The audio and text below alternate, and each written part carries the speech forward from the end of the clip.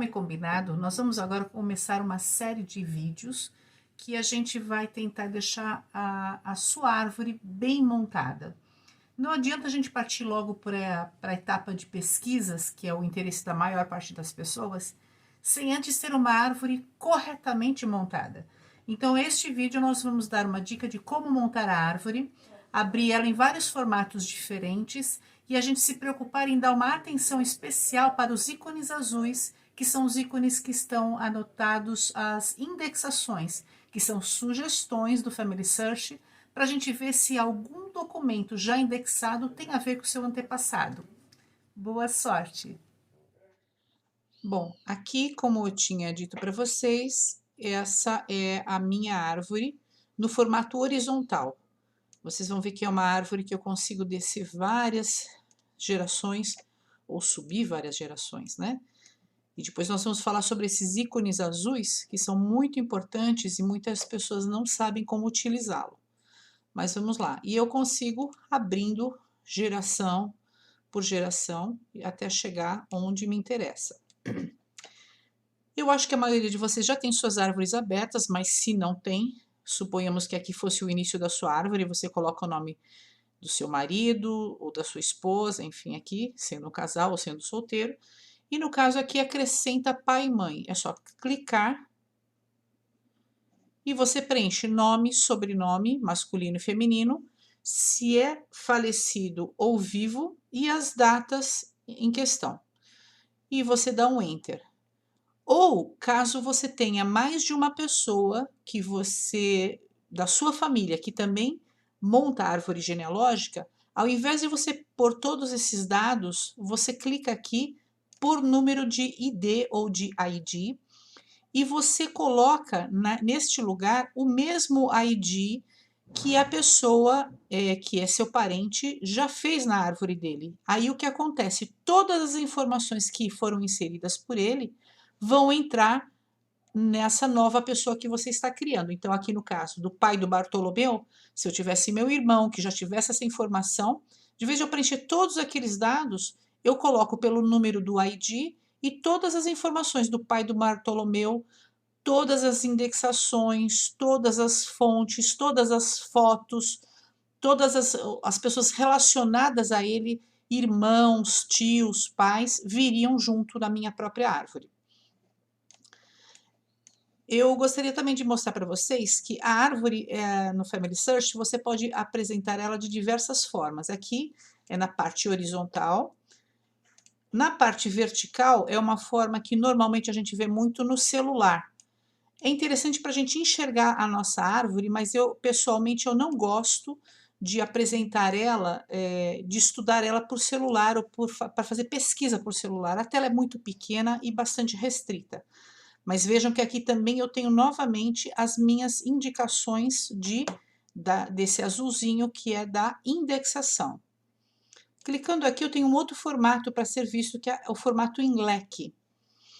O formato em leque é muito interessante, que eu consigo enxergar minhas várias gerações aqui de uma forma bem prática.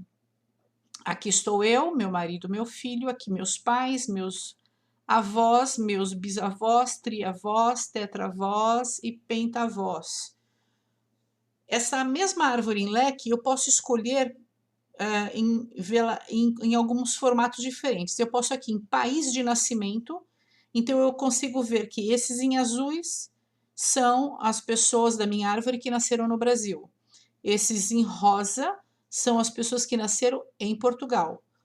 Os amarelos são os espanhóis e os italianos são os nesse rosa mais forte, né, nesse quase pink. Aqui também é interessante que eu consigo perceber onde eu preciso avançar, então eu consigo logo ver onde eu dei uma parada e o que eu consigo fazer para estar desenvolvendo a minha árvore. Sempre que a gente vai avançar numa pesquisa, eu preciso ter um plano, um projeto.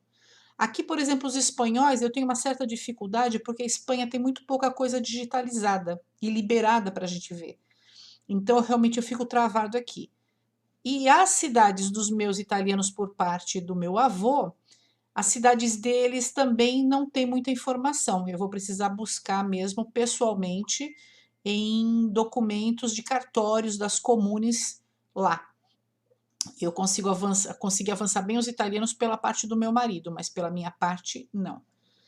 Eu consigo ver também as histórias, se eu coloquei algumas histórias, quem tem histórias, as fotos, quem eu coloquei mais fotos ou não por essas tonalidades aqui. E assistente de pesquisa, eu posso ver os problemas que tem na minha árvore. Então, aqui eu tenho sugestões de pesquisa, mas essas sugestões é sempre aquelas sugestões que dizem que provavelmente tem filhos, no intervalo entre anos pode ter filhos, que eu ainda não achei. Esses vermelhinhos são problemas de dados, que aqui, por exemplo, reparem que na Maria Joaquina foi muito antigo isso que eu coloquei. Eu pus 12/3/de 1876. Eu encontrei esse documento, mas essa data ela não é uma data padrão. Então, aqui eu já posso arrumar, para vocês verem, que o sistema sempre me pede, eu cliquei sobre ela, abre a ficha dela. Então, eu tenho aqui a data de falecimento, por exemplo, eu sei que ela faleceu no 12/3/1876. Eu posso alterar isso escrevendo a mesma coisa.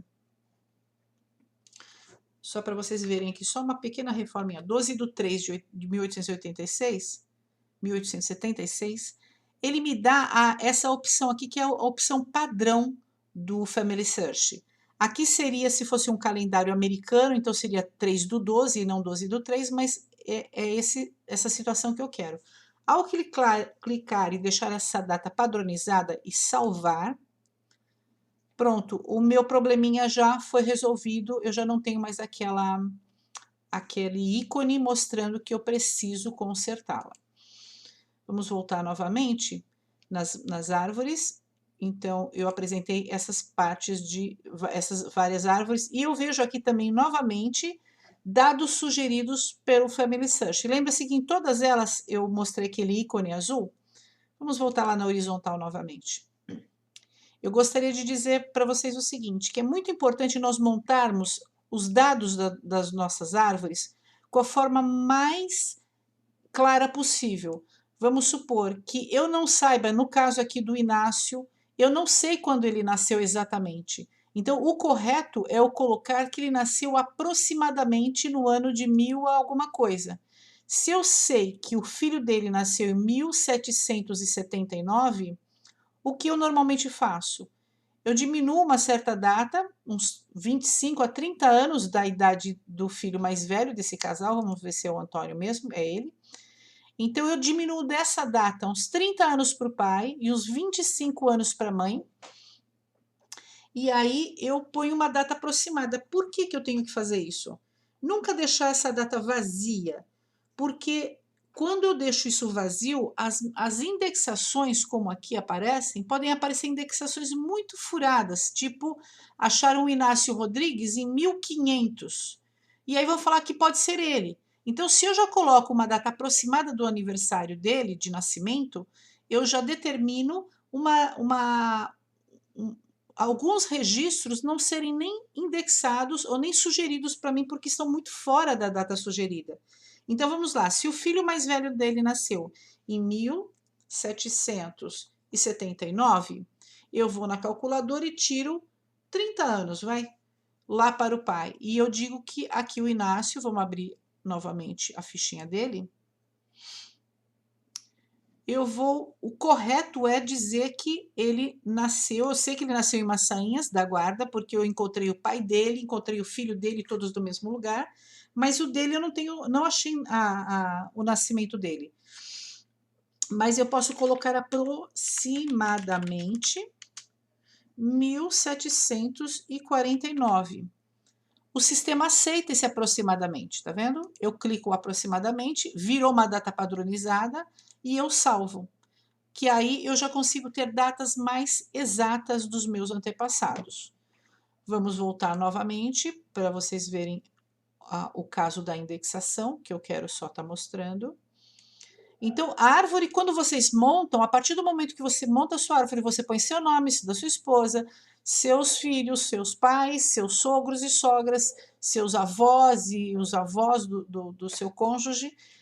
Em qualquer momento você pode trocar esse formato de visualização de árvore para você verificar o que você precisa arrumar ou o que o sistema está sugerindo.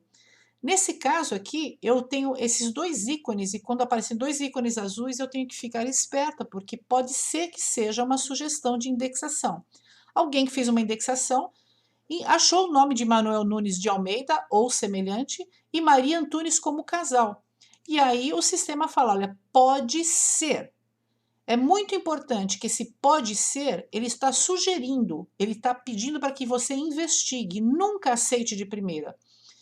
Aqui, por exemplo, Manuel Nunes Benfica. Se eu clicar aqui, quem é esse Manuel Nunes Benfica? E ele casado com uma Maria Antunes, olha que beleza. O problema é que são nomes muito comuns em Portugal, então eu não posso dar um ok muito fácil, né? De dizer que realmente são eles. Mas eu vejo que a filha deles, desse registro sugerido, nasceu uma menina chamada Maria Nunes Benfica. E ela nasceu em 1815. Eu vou ver que os filhos desse casal nasceram tudo em 1760 até 1777.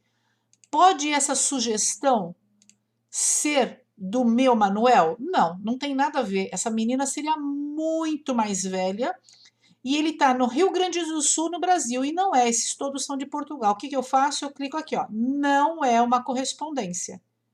Não é uma correspondência, por quê? As datas e locais não são as mesmas do meu antepassado. Ok, e salvo, pronto. Então, essa informação desse Benfica, ela já vai sumir daqui. Ele pode aparecer várias vezes, que deve ser uma de cada filho. Vocês vão ver que era, ó, aqui já nasceu uma outra criança. E ele vai insistindo que ele é. Então, eu coloco não é uma correspondência. Ele vai continuar a mesma informação que eu tinha dado no outro, eu só salvo. Não é uma correspondência esse, vamos lá. O outro Benfica, já sei que não é também. Ó, é uma outra criança que nasceu, mas não são eles, são do Brasil, datas muito diferentes.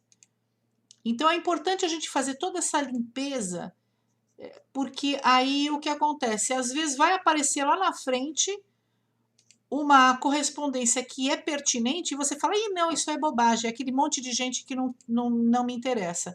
Então eu tenho que estar limpando um por um para falar que não é correspondência, não é correspondência e assim por diante. E isso eu percebo abrindo o documento. Clico aqui novamente, olha lá, outro Benfica. Às vezes o documento está até liberado para eu enxergar. Outras vezes eu vou clicar aqui, eu vou pesquisar no próprio microfilme, mas as datas já me dizem que não é. Então é o suficiente para que eu não utilize essa sugestão. Eu não vou fazer isso com todos porque vai demorar muito, mas é isso que eu tenho que fazer. Eu vou limpando, limpando até que ele fique assim, sem nada.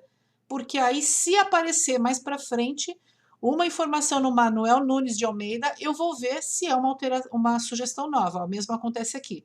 Minha árvore é muito grande, às vezes eu não entro nesses ramos, então faz tempo que eu não faço essas limpezas. Mas é isso aí que eu queria falar para vocês. Primeira coisa, montem suas árvores o mais completo possível. Busquem todos os filhos nascidos daquele casal, que às vezes um filho não tem a informação quem são os avós, mas na declaração de outro filho de nascimento consta os avós maternos e paternos. Sempre tem uma informação que nos interessa, tá bom? Espero poder ter ajudado vocês e vamos lá, próximo vídeo a gente continua falando. Obrigada.